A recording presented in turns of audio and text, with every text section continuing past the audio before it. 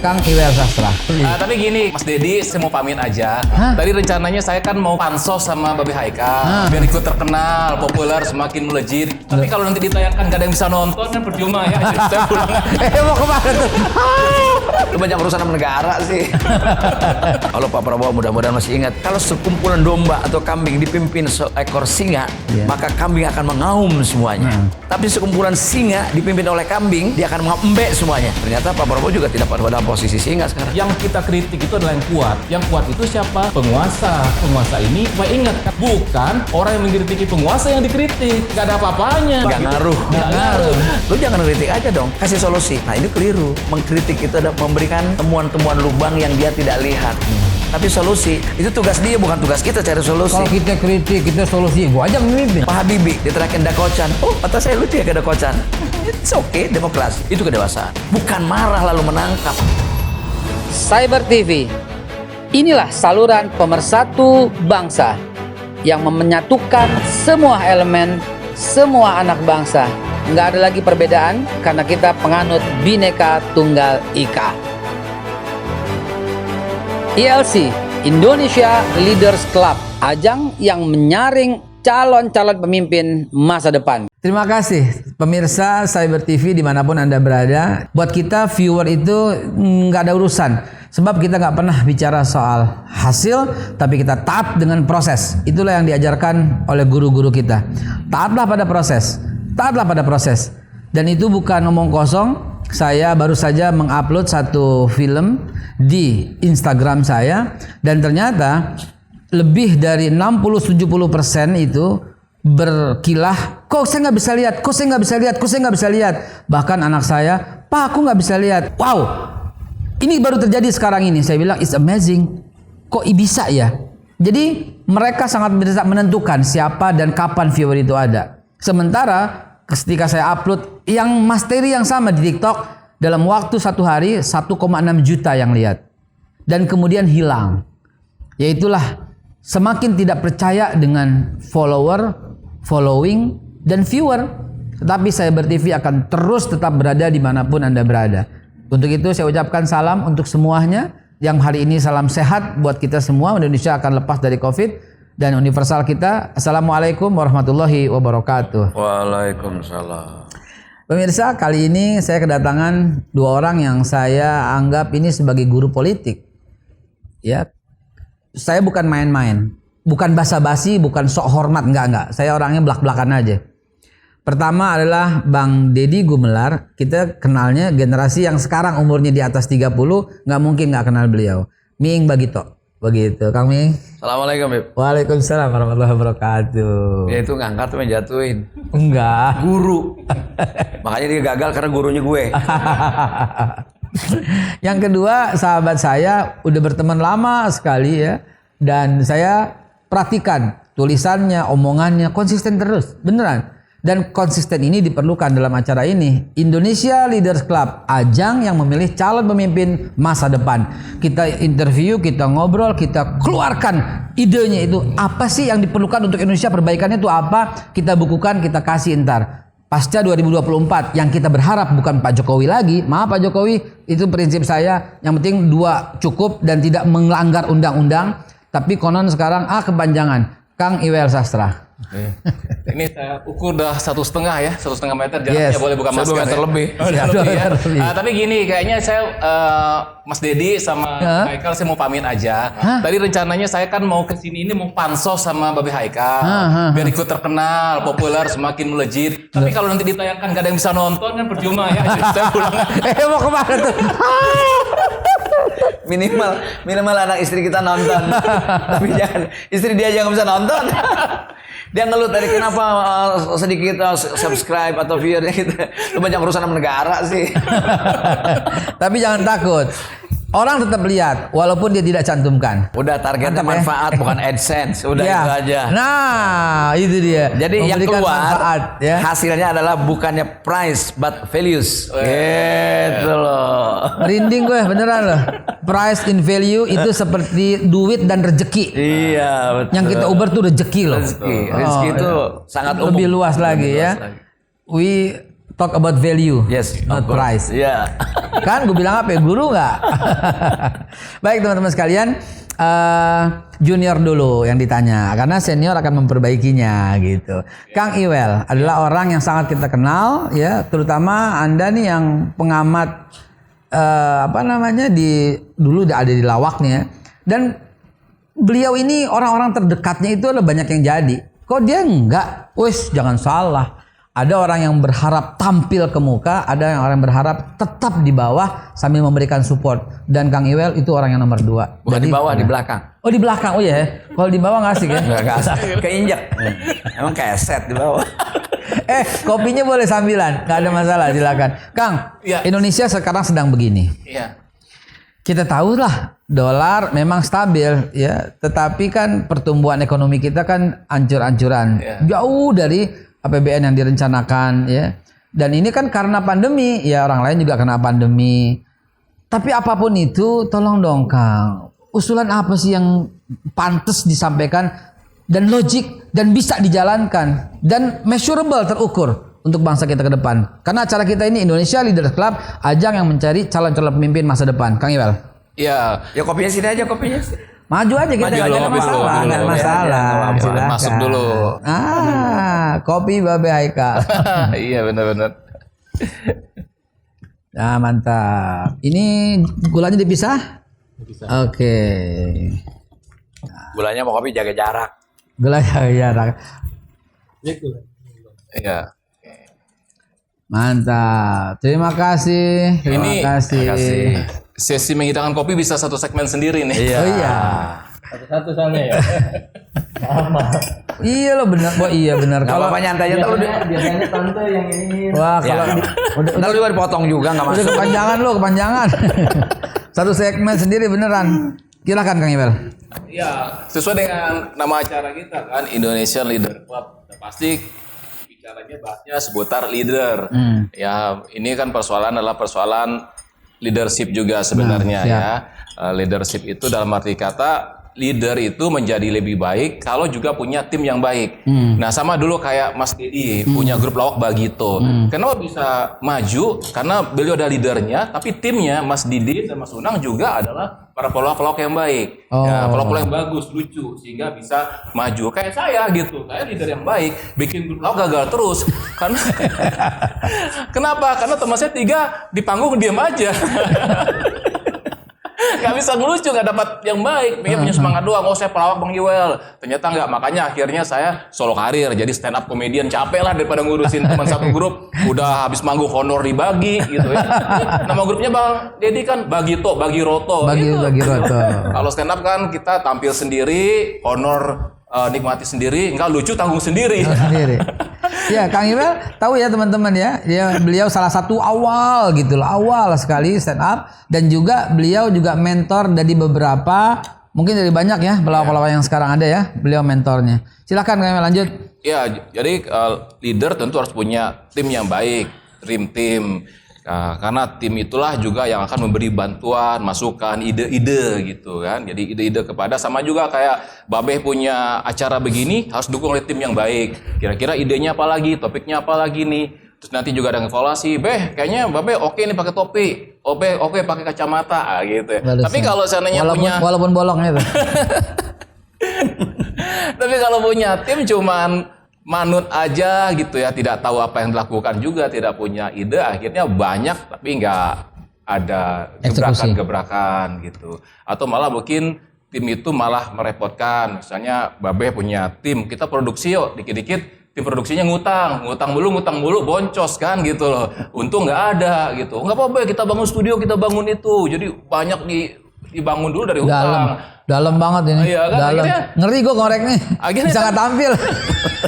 Enggak, ini kan ceritaan Babe kan? Iya, Ceritaan Babe. iya. Ya kan akhirnya siapa? Babe yang domongin orang. Temen bilang tuh, lihat tuh, Babe Haikal. So-so bikin studio pakai ngutang gitu kan. Babe bukan tim Babe. Orang mungkin nggak lihat timnya Babe. Tapi Apalagi sayanya lemah misalnya gitu ya. Nurut apa kata yang bayarin begitu kan. mungkin lemah nggak terlalu baik. sama Terlalu baik, terlalu itu. baik. Jadi Asik, asik. mengakomodir siapapun Asik gitu kan. ya. Yang dimaksud Iwel itu maksudnya bangun infrastruktur gitu loh.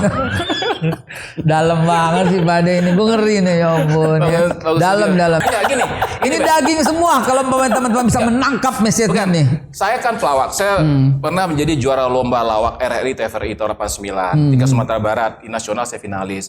Senior saya apalagi malah melintang di dunia lawak dari Bagito sebelum Bagito ya. Mas Dedi ini inspirasi saya karena dulu ketika tampil dari Siti Baso juga ada kritik sosial. Pada waktu zaman Orde Baru loh. Jadi saya masih ingat itu beat-beatnya atau lawakan antara dengan Mimi dan Unang. Baso tuh Bagito Show ya teman-teman. Ngelawak zaman Orde Baru di televisi, pemiliknya adalah anaknya penguasa Orde Baru. Gitu. Iya kan? Nah, saya tujuan ke dunia lawak itu kan ingin juga memberikan manfaat. Inspirasi saya adalah Warkop Prambos kemudian jadi Warkop DKI kan juga penuh, kalau di panggung mereka satir. Iya kan, Mas Dono, Mas Kasino itu sangat satir sekali. Mas Dedi, apalagi kalau referensi pelawak-pelawak di luar. Nah, bagi saya kritik itu adalah vitamin. Dan saya yakin siapapun mendengar akan senang mendapatkan sum vitamin. Karena itu kalau di record acara saya pun kan bersama Bang Effendi Ghazali pernah dulu Republik Mimpi, Demokrasi. Itu bagaimana lawakan itu digunakan untuk sebagai vitamin, melakukan kritikan, ya kita melakukan analogi-analogi sehingga akhirnya orang yang dituju itu mungkin ini gue bukan sih, gue, oh bukan kayak ngomongin Haikal deh, gue bukan sih. Nah tapi kalaupun gitu akhirnya dia menjadikan itu apa? Menjadi referensi bagi dia untuk tindakan-tindakan selanjutnya. Apalagi kalau zaman sekarang ini menurut saya bilang dulu Mas Dedi tadi ya sebelum kita syuting, Mas dulu zaman Orde Baru maju sekali bagi tuh lawakannya gitu kan. Kemudian baru menikmati adalah eranya saya dengan Republik Mimpi gitu. Tapi jangan sampai mundur lagi sekarang, kita nggak bisa lagi ngelawak yang hampir nggak bisa. Gitu jangan sampai. Saya ingat gini, Kasino dulu menjadi masalah dan dia dipanggil, diinterogasi gara-gara ucapannya begini. Pak Bang Miing pasti ingat itu ya. Umbol-umbol itu yang Penjor. yang ditanam, yang bengkok itu dipuja-puja, yang lurus tuh ditanam. Dia lagi mengucapkan bahasa Bali gitu kan. Saya ingat banget tuh. Penjor tuh janur. Iya, Bali. Itu dia dipanggil, diinterogasi, cuman gara-gara ngomong umbul-umbul, kalau lurus itu ditanam, yang bengkok tuh dipuja-puja. Itu dipanggil tadi zaman itu. Tetapi teman-teman sekalian lihat nggak itulah apa yang disampaikan Kang Iwel ini daging semua. Artinya apaan? Kepemimpinan saya ya, dia lagi nunjuk ke saya ya. Saya loh ya, jangan kemana-mana ya. Mesti disupport sama tim juga yang oke. Dan yang kedua, kritikan itu adalah vitamin buat saya juga ya yang lagi ditanya. Walaupun ini acaranya Indonesia Leaders Club, ajang yang menyaring calon-calon pemimpin masa depan. Dengannya kita bisa ambil kesimpulan sesi pertama ini bahwa Kang Iwel adalah calon pemimpin masa depan yang akan menyiapkan semua timnya dan tidak anti kritik. Bukan begitu Kang Iwel? Iya, tidak anti kritik karena kritik itu penting sekali. Nah, tapi yang mengkritik juga nih mengkritik juga harus tahu cara mengkritiknya seperti apa. Jadi mencaci, membuli itu beda dengan mengkritik. Ya, mengkritik itu ada kalau dia adalah seorang akademisi mungkin pengamat politik, analis dan sebagainya mungkin mengkritik dengan bahasa mereka. Kalau kami sebagai komedian itu mengkritik dengan lawakan. Ya, semakin lucu mengkritik itu semakin ada poinnya ya, Mas Dedi ya gitu. Ada kritikan beliau lucu tapi mengandung musibah bagi beliau kalau nggak di stop. 2 Metro Mini loh. Apa itu? Sebentar, jangan kemana-mana. Ada yang mau lewat, kita saksikan setelah pesan berikut ini.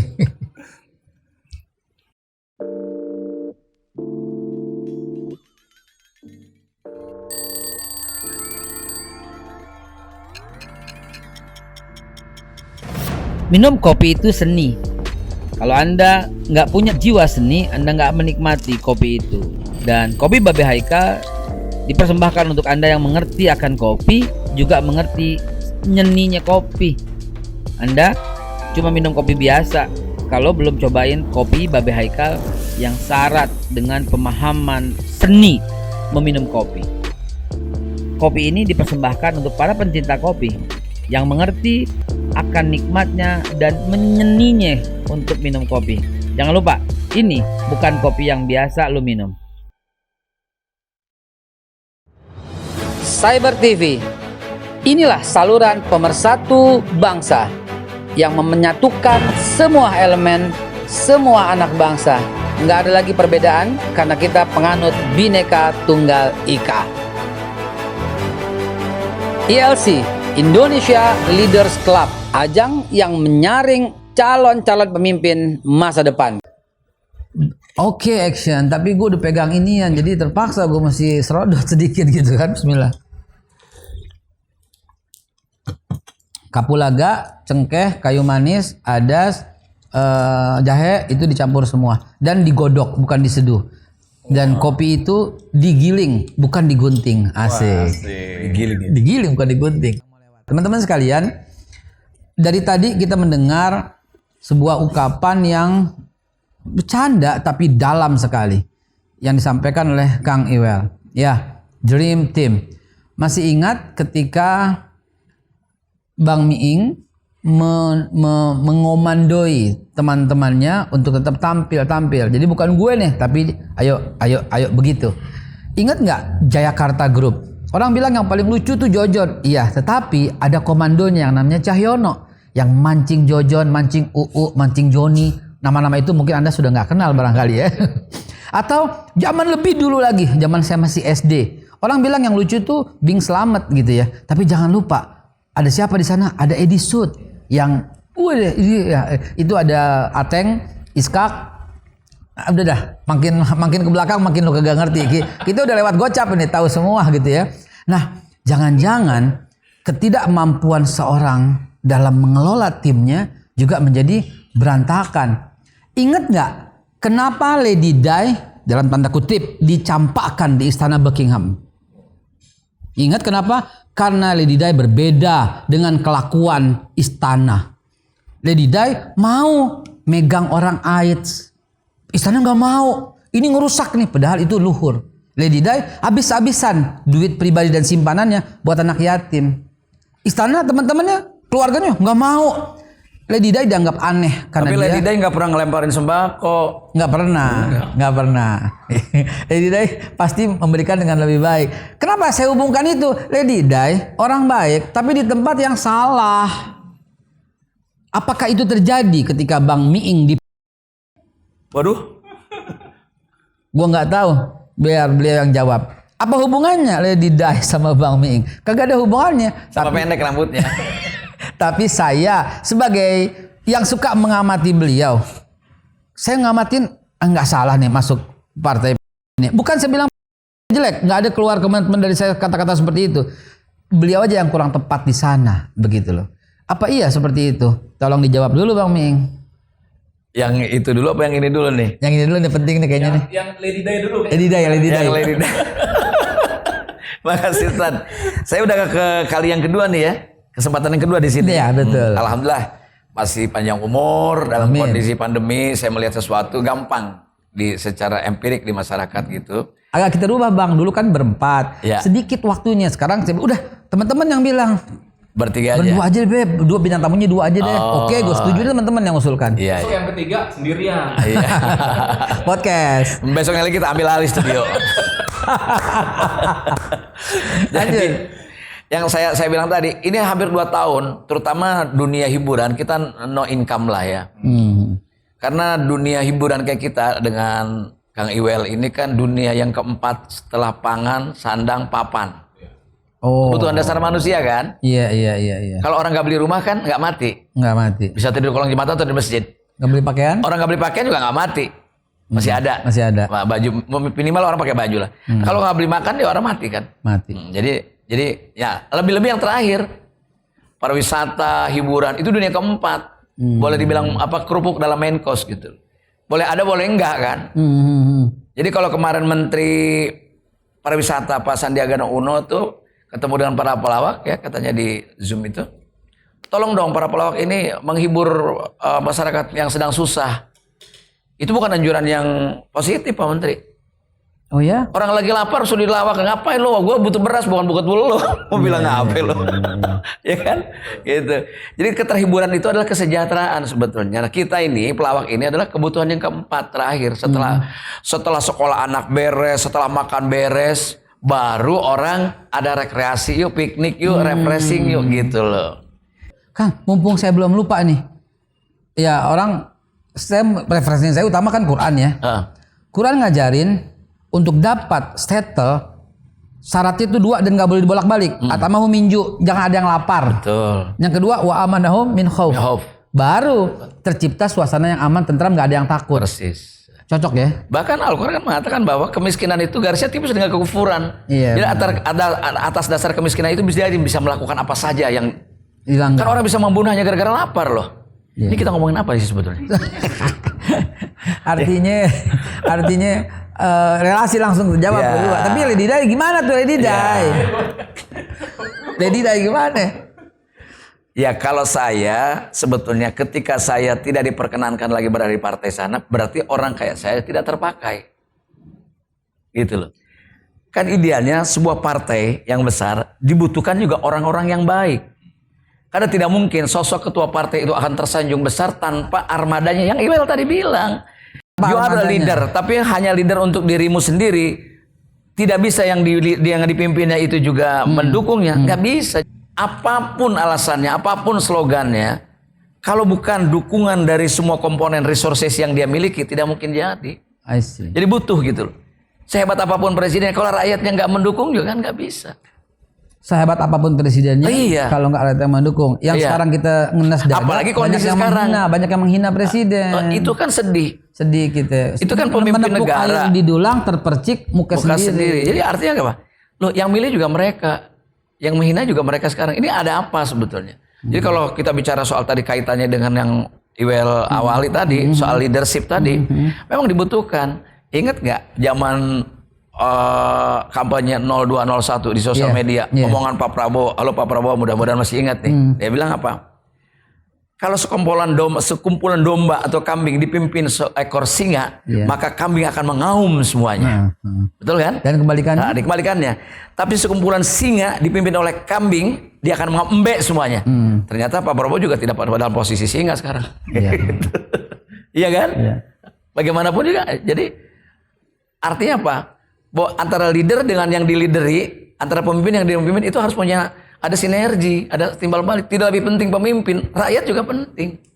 Gitu loh. Supaya apa? Harmoni tadi kan sebetulnya. Yang diperbaiki legislatif dulu atau yudikatif dulu sih? Bukan Atau eksekutif dulu? sekarang gini. Kalau yudikatif dan eksekutif beres semuanya, betul? Yudikatif itu nggak ada kerjaan kecuali menyusun undang-undang, kecuali apa mendukung undang-undang itu. Dia kan yang terakhir kan yudikatif itu. Gunanya adalah untuk mengadili ketika mereka berdua ini antara eksekutif dan legislatif tidak menjalankan sesuai dengan aturan yang ada. Urutan trias politika itu legislatif, eksekutif, yudikatif. Iya, karena kan komponen awalnya kan rakyat. Dan legislatif adalah representasi dari rakyat kan gitu ya. Nah, dua-duanya mesti diberesin antara eksekutif dengan yudikatif, dengan legislatif. Karena yang mana lebih dulu? Kenapa? Antara dua. Kalau bisa sih ya sejalan, paralel. Karena gini, kalau zaman dulu kan parlemen yang memilih presiden, maka beresin yang milihnya dulu. Kenapa? Antara yang memilih dengan yang dipilih irisannya kecil, tipis itu. Pak Mahfud MD. Jadi dalam jangan sebuah salah kalau diskusi, misalnya, jangan salah kalau kita ngangkat pegawai, ternyata dalam perjalanannya tidak beres, yang ngangkat juga salah, berarti kan teliti. nggak teliti. Terjadi dengan apa? Dengan reshuffle dan sebagainya, gitu loh. Sebelum itu tadi yang terpotong soal Pak Mahfud MD yang tadi kepotong. Pak Mahfud MD dalam sebuah kesempatan berkata, jangan diharapkan kalau keadilan itu nggak ada, maka negara tinggal tunggu waktu hancurnya, kata Pak Mahfud MD. Dan berikut cuplikannya. Keadilan adalah fondasi tegaknya negara. Keadilan adalah fondasi tegaknya negara. Maka kalau Anda, pemerintah, pejabat, rakyat berlaku tidak adil di dalam kehidupan ini, maka sebenarnya Anda sedang menghancurkan fondasi kehidupan bernegara. Karena kalau di antara mereka ada yang mencuri, dan yang mencuri itu orang kuat, aristokrat, keluarga terhormat, punya uang, punya jabatan, mereka tidak dihukum meskipun mencuri. Hukum tidak ditegakkan, negara hancur. Karena kalau hukum diperlakukan begitu, orang kuat melakukan kejahatan tidak dihukum, orang lemah berbuat salah langsung dihukum, negara akan hancur pada saatnya. Teman-teman lihat sendiri, ungkapan Pak Mahfud MD itu tegas sekali. Bahwa satu negara, kalau keadilannya udah dirasa tidak ada, maka tinggal tunggu hancurnya. Pendapat Bang Ming bagaimana dengan Pertanyaannya Pak Mahfud itu ngomongnya kapan? Oh, Itu penting soal timing. soal timing Ya ya. nggak Wel? Iya. Ngomongnya kapan? Kalau Ngomongnya jadi. sekarang, Hah? ketika jadi Menko Polhukam, berdiri langsung saya. Oh. Gitu. Tapi kalau sebelumnya jadi, lalu sekarang menang baik, ya susah dong. Susah ya. Jadi nggak perlu saya jawab, nggak perlu. Oke. Biar publik aja yang jawab. Ya. Itu ada kaul kodim, kaul jadid. Iya. Ada perkataan yang dulu dan perkataan sekarang. Berarti Kayak Pak Yusuf Kala. berlaku nasikh mansuh dong. Iya. Yang dulu bisa dibatalkan dengan yang baru. Ya, dengan otomatis dia. Membatalkan itu. Lalu dengan ketidakadilan juga apa yang dilakukan? Gitu loh. Bang Emel merasa nggak apa yang disampaikan oleh beliau? Adanya ketidakadilan hukum. Ya, jadi kalau untuk merasa ada ketidakadilan hukum itu sebenarnya saya sama dengan jawaban Mas Didi tadi itu gitu loh. Ya rasa karyanya sendiri. Teman-teman sekalian, kayaknya kita mesti break dulu sebentar karena udah ngomong yudikatif, bawa nama-nama orang, bawa nama jenderal, bawa nama menteri, kita kelanjutan lagi. Ntar nggak boleh tayang lagi. Kita saksikan yang berikut ini.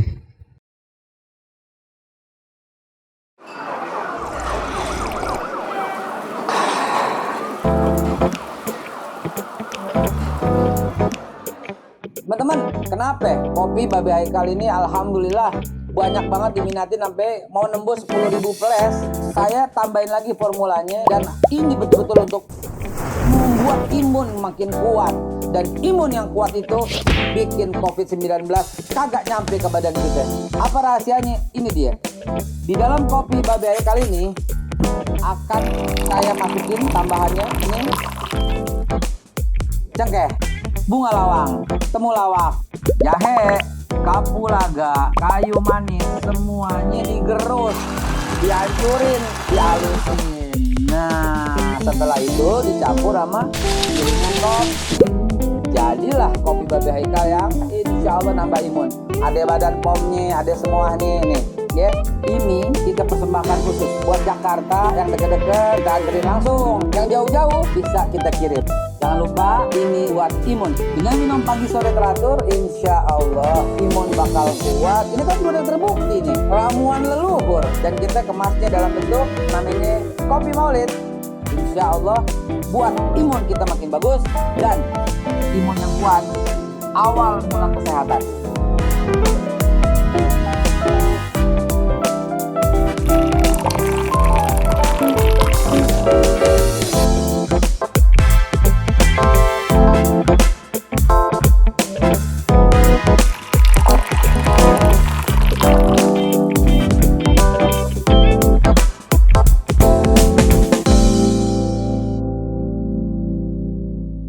Baik teman-teman sekalian, tadi kepotong ya, lagi seru-serunya sengaja karena udah mulai terlalu dalam. Nah, pada waktu break saya dapat pencerahan. Ya, memang begitulah. Kang Iwel ini memang berada di balik, bukan di bawah ya, di balik layar dengan prinsipnya yang teguh. Ya dia menerima dengan seperti ini. Andai kata dia orang yang negotiable, lu tuh paham dan maksudnya mungkin udah melambung kayak siapa-siapa, tapi beliau itu betul-betul konsisten dan saya tahu beliau banyak karena deket udah lama begitu. Nah tolong Bang Wing komentari, apakah ada nggak peluang buat beliau ini kalau umpamanya terus begitu Bang? Oh sangat ada, sangat ada. Cuman ya saya kira hadirnya Iwel, saya ingin mengomentari Iwel secara pribadi ya, karena saya tahu dari junior saya zaman dulu di radio gitu ya. Iwel ini adalah satu sosok pelawak yang dimiliki Indonesia yang juga tidak jarang dari kebanyakan yang ada gitu maksudnya. Artinya apa? Dia mau berpikir, dia punya kesadaran literasi yang tinggi, bahkan dia akademisi lah, sekolah lah ya, dibanding saya gitu ya. Saya ngelawak bisa jadi anggota DPR nih, asal tahu aja nih guys ya. Semuanya nggak tahu bahwa ternyata saya nggak tahu pemerintah tertipu atau tidak oleh saya. Saya tuh nggak punya ijazah SMA, tapi bisa jadi anggota DPR. Karena saya sekolahnya STM, nggak mungkin saya punya ijazah SMA. Kaget gua. Udah S1, S2 ya ampun. Kok kaget gue? Saya nggak punya ijazah SMA karena nggak mungkin. Lebih palsu lagi kalau gue sekolahnya STM, ijazahnya SMA. Walaupun banyak yang begitu kan ya. Ada. Lebih tinggi dari anggota. Saya mau komentari dia. Saya kira perlu ini bukan diskusi politik, tapi yang ngomongin politik adalah para pelawak gitu. Dari peradaban kita, dari zaman ke zaman, bukan hanya di Indonesia, di negara lain pun, pemikiran-pemikiran kebudayaan semacam media cetuskan itu mutlak menjadi apa? Menjadi naluri para seniman. Kalau Mas Willy bilang, Wes Rendra bilang, untuk apa kamu berkesenian kalau jauh dari masyarakatnya? Artinya apa? Seniman ini harus menjadi reflektor dari kehidupan sosial masyarakat. Harus menjadi cerminan. Yang diangkat oleh kita tidak mungkin kalau tidak ada faktanya. Bang, kalau itu seniman mesti jadi reflektor, mesti jadi ini. Yang sekarang itu kadang-kadang, maaf ya, ngelawaknya nyela orang, Bang. Kan itu saya bilang tadi, kan ini sedikit dari kebanyakan. Saya mesti langsung tergantung ini. buka kalimatnya aja biar lebih Buat paham. anak-anak stand up comedy, itu sebelum Panji populer, dia sudah punya acara di televisi yang setiap breaknya pasti dia yang melawak secara solois, secara kalau dulu mah pelawak tunggal ya kita ya. Stand up comedy itu baru diakomodir oleh televisi sekarang. Tapi oke, itu kan gaya-gaya Amerika lah. Sah-sah saja saya kira genre itu tumbuh. Akan tetapi maksud saya tidak bisa kita melawak hanya dengan endurance yang sangat terbatas. Dan pelawak itu harus menjadi reflektor, memantulkan. Dan reflektor itu sebuah bidang. Kalau ada sinar matahari lalu kita pantulkan ke sana yang gelap, nah itu nama reflektor. Memantulkan. Reflektor dan resonansi. Persis. Getaran. Nah, gitu. Nah, ini senang nih Beh ya. Kalau bicara politik tadi ya, bukannya kita nggak mampu atau takut ya. Saya nggak takut sih ngomong politik, cuman ngeri. Iya. Saya ada survei loh. Gini, saya tuh memang udah berapa hari bulan ini memikirkan tentang dunia lawak nih. Kalau Bang dikasih bicara di sini, matinya dunia lawak Indonesia sebenarnya gitu. Stand up comedy tumbuh tapi lawak itu mati. Dan juga kemampuan literasi itu penting sekali. Bayangkan kalau seandainya ada orang melakukan, saya ini pemain teater, saya anak muda pemain teater, tapi dia nggak kenal Wes Rendra, itu menyedihkan. Jadi kemampuan literasinya tidak ada kan. Saya pada usia 16 tahun, saya tidak pernah ketemu dengan Mang Cepot, nggak pernah ketemu dengan Bing Slamet, nggak pernah ketemu dengan Harry Koko. Tapi saya mencari, kalau sekarang googling ya, saya cari itu arsip-arsipnya. Oh, dulu ada grup lawak modern pertama namanya Los Gilos. Personilnya adalah Bing Slamet, Mang Cepot, sama Mang Udel secara di RRI. Los Gilos. Ya, Lo gila maksudnya. Kuartet Jaya ya, kemudian Big Slamet gabung dengan Edi Sud. Edi Sud ini mahasiswa loh, mahasiswa UGM. Ya mereka di juara lomba lawak tunggal awalnya. Kemudian bikin grup lawak dengan Ateng juga, jadilah Kuartet Jaya. Ada Surya Group.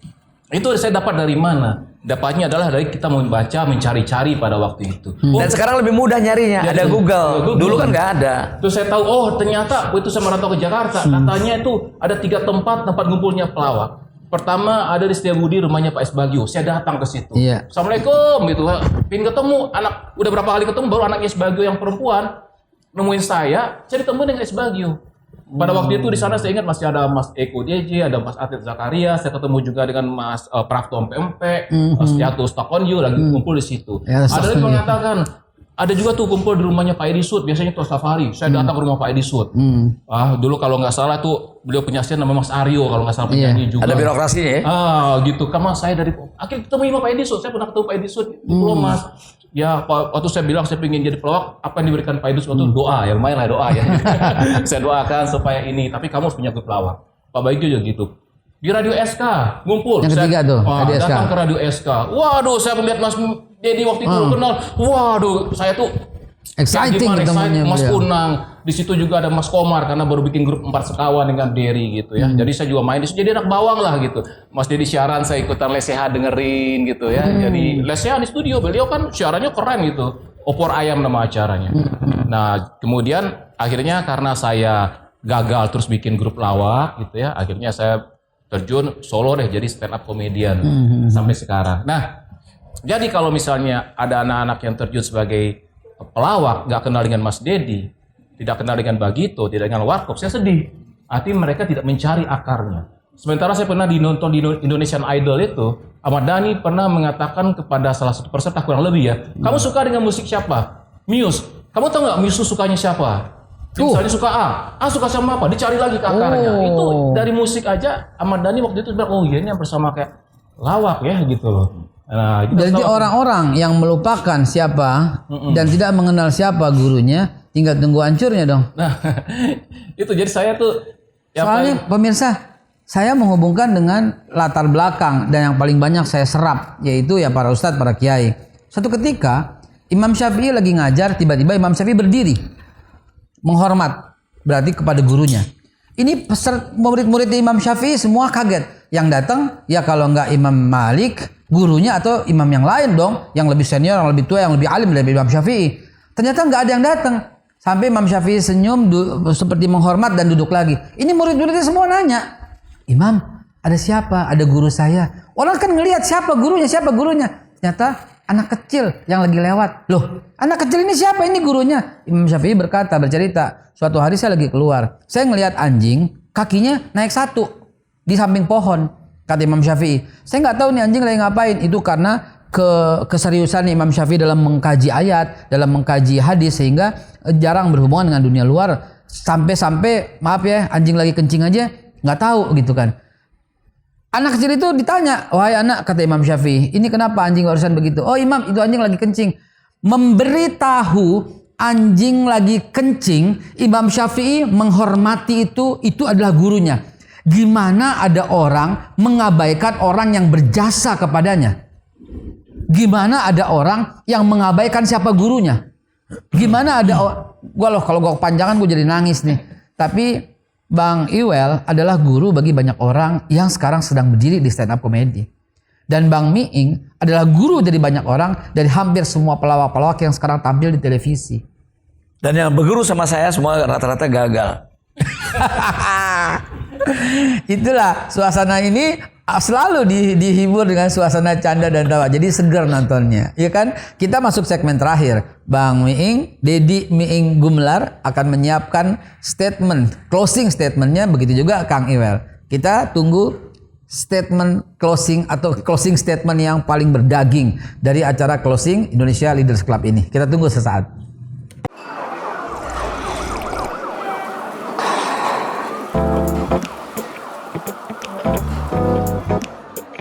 Teman-teman, kenapa kopi Babe Haikal ini alhamdulillah banyak banget diminatin sampai mau nembus 10.000 flash.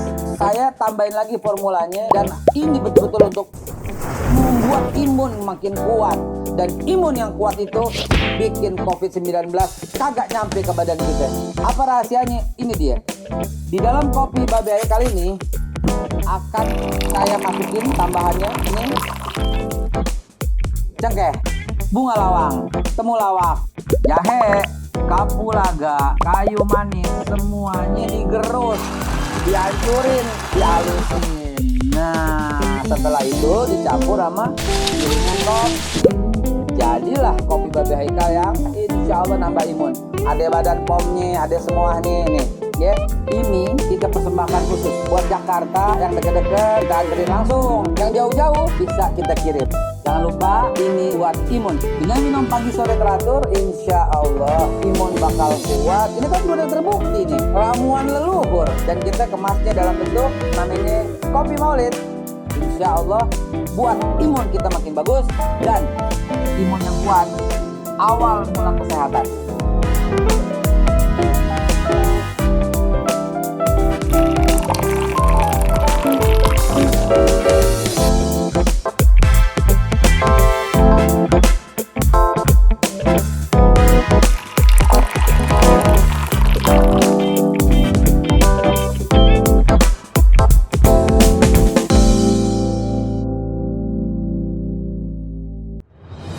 Cyber TV, inilah saluran pemersatu bangsa yang menyatukan semua elemen, semua anak bangsa. Nggak ada lagi perbedaan karena kita penganut Bhinneka Tunggal Ika. ILC, Indonesia Leaders Club, ajang yang menyaring calon-calon pemimpin masa depan. Inilah teman-teman sekalian, untuk teman-teman simpen, download, lalu simpen kata-kata penutup ini dan jadikan ini pegangan hidup. Kenapa? Karena yang datang ke sini udah kesaring. Teman-teman yang nyaring, tak. Indonesia Leaders Club dari Bang Miing dulu. Kalau mengacu ke nama acara Indonesia Leaders Club, artinya paling tidak Babe Haikal ini memberikan ruang bagi para pemimpin atau calon pemimpin untuk berbicara sesuai dengan isi kepalanya. Siap. Kurang lebih kayak gitu. Siap. Sementara di ajaran agama kita bahwa setiap kaum adalah pemimpin. dan akan diminta pertanggungjawabannya atas kepemimpinannya. Siap. Kan begitu? Betul. Saya kan cuman suami, Anda pemimpin bagi keluargamu, istri dan anak. Saya kan belum kawin, kamu adalah pemimpin bagi dirimu. Jadi jangan bisa berpikir tentang negara kalau kita tidak bisa memimpin keluarga. Jangan memimpin keluarga, memimpin diri sendiri aja tidak. Misalnya anak muda nih, guys nih. Ya. Hidup itu harus bermanfaat minimal buat diri sendiri. Kalau ente bangun tidur aja dibangunin orang, itu tidak bermanfaat buat diri kita. Ada orang nanya ke saya dalam satu seminar, Pak Ming kan udah sukses, saya baca. Saya belum sukses nih, masih mahasiswa. Bagaimana caranya untuk bisa sukses? Saya sebelum menjawab, saya akan tanya dulu kamu. Kamu kalau bangun tidur jam berapa? Oh.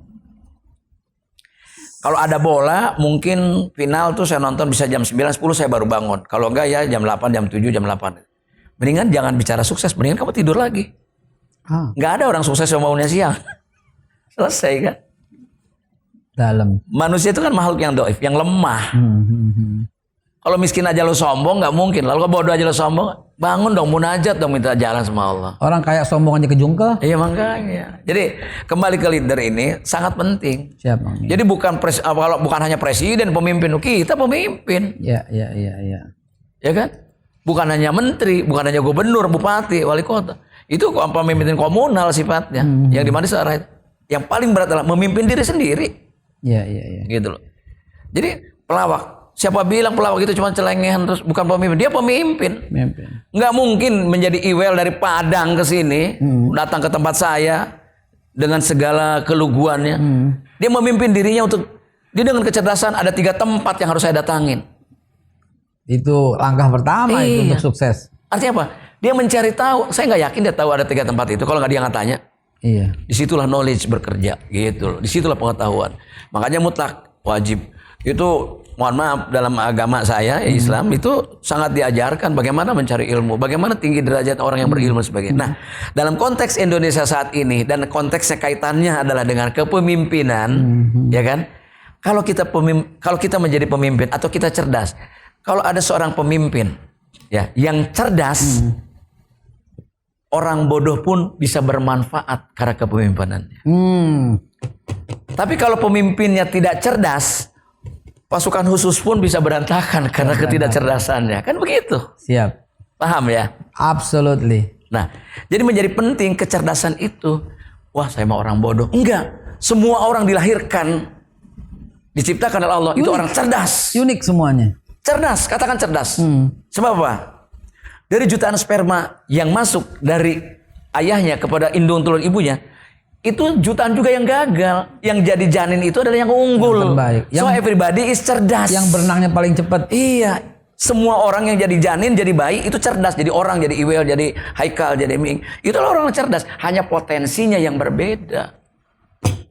Di mana politik pendidikan kita yang menyesatkan anak-anak kita ketika kasta anak IPA lebih tinggi dari IPS. Itu penyesatan awal dalam dunia pendidikan. Awal. Sehingga orang, gue anak IPA. Apalagi anak agama. Dulu A5, 4 bahasa misalnya. 4 bahasa. Dulu Akabri nggak boleh loh sosial. Apol nggak boleh loh anak IPS. Sekarang boleh karena dibutuhkan. Iya betul. Nggak mungkin tentara itu cuma perang. Dia butuh psikolog juga. A1 pinter. Oh iya. A2 biasa. A3 parah. A4 fakir. A5 wassalam. Nah inilah Pak Iwel. Menurut saya pemikiran-pemikiran kebudayaan dari kita ini. Ingat catat baik-baik. Ketika saya ngomong budaya atau kebudayaan. Ini bukan hanya bicara soal kesenian. Kalau kita mengacu kepada yang diajarkan oleh Kunchara Ningrat, tokoh kebudayaan kita. Dari 7 poin kebudayaan, kesenian itu poin ke-7 Pak, hanya instrumen. Buat apa? Menghaluskan budi seseorang, ajari anak kamu main piano klasik. Ajari dia tari piring, tari bedoyo. Ajarkan dia baca puisi. Dia nyanyi. Supaya apa? Budinya halus. Kalau anak-anak kita diajarkan kebudayaan dan kesenian secara utuh, secara politik pendidikan, nggak ada namanya buzzer atau kalimat-kalimat di Twitter itu kasar dan jahat. Kalau ada orang bicara di media sosial dengan kasar dan membuli orang, mencaci maki orang, menghina orang, saya yakin akhlak di daratnya akan sama dengan di Twitter itu. Begitu. Absolutely. Jadi dalam hal ini menurut saya, mari kita berpikir kebudayaan secara utuh nasional agar melahirkan anak-anak bangsa termasuk menjadi presiden pun dia punya kesadaran kebudayaan. Kebudayaan yang pertama apa poinnya? cara pandang, paradigma, cara berpikir. Kalau Anda melihat orang memacul atau mencangkul di sawah, itu bukan peristiwa pertanian, teknisnya pertanian, itu peristiwa kebudayaan. Anda melihat orang di bank transaksi keuangan, bukan peristiwa ekonomi, itu peristiwa kebudayaan, hanya teknisnya ada ekonomi, kan gitu. Serasa dulu waktu di komisi urusan pendidikan ini. Iya, ya saya sampaikan. Maka untuk itu saya minta kepada pemerintah dulu, basis pendidikan kita harus kebudayaan, bukan sains. Zaman Maming menterinya siapa waktu itu? Sepertinya masih ngomong suasana komisi waktu di pendidikan ini. Ya, salah satu yang saya sampaikan kepada Menteri Pendidikan di Zaman era itu siapa 2009-2014 itu Profesor Dr. Muhammad Nuh. Oh, Pak Nuh, Pak Surabaya. Nuh, ya. Assalamualaikum Pak Nuh. Saya mengusulkan pada beliau agar pendidikan kita berubah paradigmanya, basisnya adalah kebudayaan. Semua Cina pun masuk berbasis kebudayaan. Jepang, Korea kenapa maju? Dia punya teknologi tinggi, itu basisnya kebudayaan. Kebudayaan apa sih sebetulnya? Orang berbudaya itu orang punya kesadaran. Berpikirnya sehat, akalnya sehat, budinya sehat. Itu kebudayaan. Kejujuran kebudayaan. Bagian dari itu. Bahkan Persatuan bagian kebudayaan. semuanya. Budaya itu sangat luas. Sangat luas. Kalau saya ini koneknya kan Makanya soal merumuskan beragam. undang-undang kebudayaan nggak gampang. Karena abstraksinya tinggi. Iya, iya, iya. Gitu loh. Jadi kalau para pejabat kita memiliki kesadaran budaya, melek budaya, cara memimpinnya nggak kayak gitu. Kalau bicara bineka, nasionalisme, itu ada di situ unsurnya. Bahkan kalau kita mengacu kepada yang disebut dengan Olympian spirit, sport, yang membangun karakter anak itu, Pak Iwel, cuma dua, Pak, dalam kebudayaan. Pertama kesenian, kedua olahraga. Itu jadi bahan pelajaran yang paling nggak diminati zaman SMP. Sekarang dua ini dijadikan ekstrakurikuler, harusnya menjadi basis Utama. di luar negeri. Sekolah anak-anak harus bisa main teater, Iya. harus bisa baca puisi, nggak bisa Softball. semua. Rugby. Kenapa olahraga? Di dalam Olympian spirit, pertama dia ada apa? Kalau saya nggak salah ada 4. Pertama apa dia? Personality dia harus bagus. Namanya sportivity. Sportivity. Jujur bahasa agamanya. Jujur itu muaranya akhlak, bro. Iya, iya. Iya kan? Kalau dia nggak jujur, nggak masuk tuh bola, nggak keluar, masuk. Eker-ekeran berantem dia sama juri. Kita ingat betapa buruknya nama Carl Lewis. Ya. Waktu dia mencuri ketahuan sprintnya itu Ya. paling cepat, ternyata dia pakai doping. Doping. Itu langsung dicoret namanya, Betul. langsung dicoret, langsung dibuang dari segala macam Dunia Olimpiade itu adalah simbol dari kejujuran orang. Lalu ada kedua apa? Teamwork. Teamwork. Menghargai orang yang berjasa. Nggak ada lip speaking. Anak-anak nggak tahu lip speaking. Nggak Nggak ada tahu. Nurdi Hartono tanpa ada Atta Hirjide. Oh iya. Pelatih fisiknya, betul nggak? Tidak ada Taufik Hidayat tanpa ada Mulyo pelatihnya. Itu yang antum tadi bilang. Kita harus ingat bahwa kalau kita segini ada guru kita seperti Ada Imam guru Syafi'i kita. tadi. Siap. Ini diskusi ini maksudnya nggak di Cyber TV, di Taman Ismail Marzuki ini. Ya kan? Ya. Jadi lanjut lagi tadi. Lanjut lagi. Karena kaitannya dengan kepemimpinan kan. Kita bisa melahirkan anak-anak bangsa yang semuanya kita nggak bakal sulit cari pemimpin. Sekarang partai politik pengurusnya ribuan. Tapi kalau mau pilkada bawa orang dari luar. Nggak, Artinya apa? sulit. Kegagalan partai politik membangun kadernya untuk jadi pemimpin. Buat periode 2000 setelah Justru 2024 itu. tadi kita sulit, Masa yang ada mau dijadiin lagi. 200 juta lebih calon presiden cuma 2. Iya. Satu, kamu dibikin 3 periode. Ya satu. oke lah gitu. Artinya apa? Kita kan miskin calon-calon pemimpin. Kenapa? Tidak diberikan ruang. Tidak diberikan kesempatan. Atas dasar apa? Oligarki politik. Ya. Kepentingan para politisi yang sekarang yang mapan. Presidential threshold-nya juga Iya. begitu. Nah, kita bukan kalau dia kok Ming mau ngomong politik. Ya memang harus ngomong politik. Politik bukan sesuatu yang haram, bukan tabu. Harus masyarakat harus tahu politik. Ibu-ibu aja mau milih susu apa dia Itu politik, berpolitik. betul. Iya. Nah, balik lagi ke soal leadership tadi, kepemimpinan, Beb. Jadi sebaiknya, seyogianya pertama usulan saya nih Pak Iwan. Nah, ini dagingnya nih. Nah. Catat untuk dimasukkan dalam buku. Nah, ya kan? Semuanya kembali kepada kesadaran kebudayaan. Oke. Anaknya Adam, Habil dan Kabil ya. Saya yakin belum beragama saat itu. Mudah-mudahan saya salah. Tolong diluruskan oleh para ustadz. Kenapa? Kalau dia beragama tidak saling membunuh dong. Oh iya. Tapi secara kebudayaan dia sudah bisa membuat tombak kan. Iya. This is kebudayaan. Jadi kebudayaan lebih melekat dalam dirinya sebelum agama datang dibawa oleh para rasul. Kan begitu? Agama dalam arti yang letterlah ya. Itulah dalam pengertian agama yang berwahyu, yang ada Kitabnya, wahyunya. dan sebagainya gitu. Ya kan? Nah ini saya kira menjadi penting buat masyarakat. Kenapa? Kita bicara cari pemimpin kan, Wel ya. Maka dasar-dasarnya adalah punya pemikiran kebudayaan. Saya hanya ingin mencoba mengklarifikasi di sini bahwa kebudayaan tidak selalu kesenian karena ada 7 poin. Termasuk sistem beragama, sistem adat istiadat itu agama. Dan saya mau konfirmasi sekali lagi, dan sekaligus membenarkan nih ya, bahwa Nabi Muhammad SAW sebelum mengajarkan tauhid, beliau mengajarkan kejujuran dan persatuan. Kejujuran diterapkan pada dirinya sendiri, seorang al-amin, dan persatuan pada waktu usia masih belum jadi nabi, di usia 35 itu beliau sudah menjadi tokoh pemersatu semua suku. Artinya terkonfirmasi apa yang Bang Ming sampaikan. Begitu. Iwel orang Padang. Orang Padang begitu kuatnya dengan tigo tungku sajarangan. Ada bersanding syarat bersanding kitabullah. Oh iya. Konteksnya jelas, kuat. Iya. Surau sholat surau sile. Ya. Itu kan pemikiran kebudayaan sebetulnya. Yang menjadi internalisasi di dalam kehidupan adat istiadat sehari-hari. Semua kekayaan suku bangsa ini punya kekuatan lokal, punya local wisdom. Dan itulah kekuatan Indonesia dibanding bangsa lain. Korea hebat nggak aneh, homogen. Cina hebat, homogen. Jepang hebat, homogen. Semuanya homogen. Kita multi. 714 suku, Bang. Jangan cuma bercerita atau berteriak slogan tentang kebinekaan. Yang penting persatuan juga. Jadi kembali ke leadership tadi saya bilang kita butuh menciptakan suasana dari hulunya bagaimana memperbaiki calon-calon pemimpin dengan baik adalah kebudayaan. Oke. Gitu loh. Mantep banget. Statement closing dari Kang Iwel untuk usulan perbaikan bangsa dan apa yang kita bicarakan pagi ini. Ya, saya memanfaatkan Cyber TV ini untuk menghidupkan kembali dunia lawak ya. Nah, saya berangkat dari komedi dulu. Jadi komedi itu bagian dari peradaban B. Ya, bagian dari peradaban. Dan komedi itu juga media yang digunakan untuk mengingatkan para pemimpin. Nah, itu sejak dulu kala itu melalui karikatur. Kita lihat kan media terkemuka dulu karikaturnya tuh luar biasa sekali mengingatkan. Tapi saya nggak tahu sekarang apakah tradisi karikatur mengingatkan pemimpin itu masih nggak gitu. Ali Onco. Iya banyak itu kan sindiran kritik sosial semuanya tuh ya melalui karikatur komedi. Bahkan juga pelawak-pelawak zaman dulu juga seperti itu ya, melakukan adalah komedi yang melakukan untuk mengingatkan semua itu. Nah, kalau pelawak bicara soal politik, menurut saya sudah bukanlah hal yang baru, sudah seharusnya karena para senior kami sudah memulai itu. Ya, jadi pelawak itu bukan hanya melakukan kritik terhadap politik, tapi juga ada yang terjun pada politik praktis sudah sejak dulu.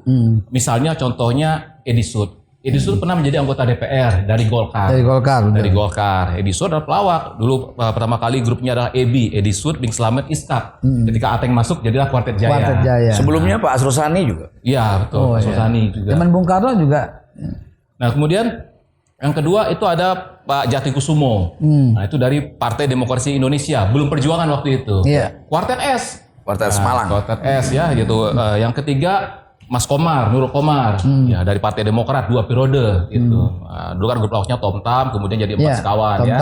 Keluar dari Tomtam masuk 4 sekawan gitu. Kemudian keempat Mas Dedi, ini pernah jadi anggota DPR. Mas Dedi ya dari Partai Demokrasi Indonesia Perjuangan. Yang kelima ada Eko Patrio.